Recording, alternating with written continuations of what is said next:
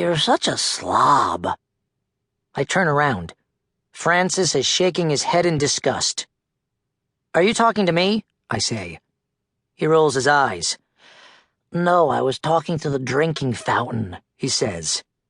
Then he mutters something about the messiest kid at PS38. Just a little background here. PS38 is our middle school. Francis is my best friend, and yeah, I'm a little messy. So what? Well, excuse me for not being as organized as you, Francis. We can't all have color-coded underwear. Yank!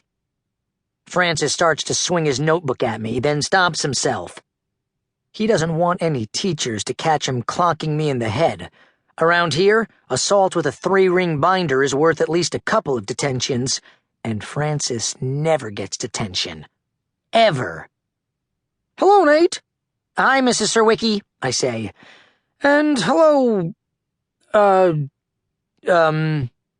Francis, he says. See? The detention lady doesn't even know his name. That says it all. People think it's weird that Francis and I are so tight, and do you know what? They've got a point. He and I are total opposites. Here's what I mean. The official All About Francis study guide. 1. He is a trivia fanatic. Do you know that the pop-up toaster was invented in 1919 by a mechanic named Yak Yak Yak? Hey, I like trivia too, but it's good trivia, like sports stats and movie lines, stuff you can actually use. 2.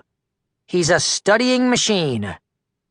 Francis wants to be an epidemiologist, whatever that is, someday, so he takes school super seriously, but he's not obnoxious about it. Like some people I know, including Gina. Ho-hum, another day, another A+. 3. He's a cat person. Oogie woogie boogie woogie snoogie wiggums. The less said about this unfortunate part of his personality, the better. 4. He acts like my Aunt Patty. Chew at least 20 times before swallowing, and then floss after eating. He doesn't have a mustache like Aunt Patty, but otherwise the similarities are uncanny. Okay, here's an FYI. Francis isn't really this much of a weenie. I think I wrote this study guide back when I was annoyed with him for hanging air fresheners in our treehouse. Anyway. 5. He's an only child. Him. Spoiled rotten. Me. Treated rotten. Here's my sister Ellen now. Noogie noogie. 6. He's a total neat freak. Of course I iron my tube socks. Who doesn't? Maybe the neatness thing should have gone at the top of the list. I've known Francis since kindergarten, and he's always been Captain Tidy Pants. Back then, he wouldn't even play in the sandbox without a package of wet wipes.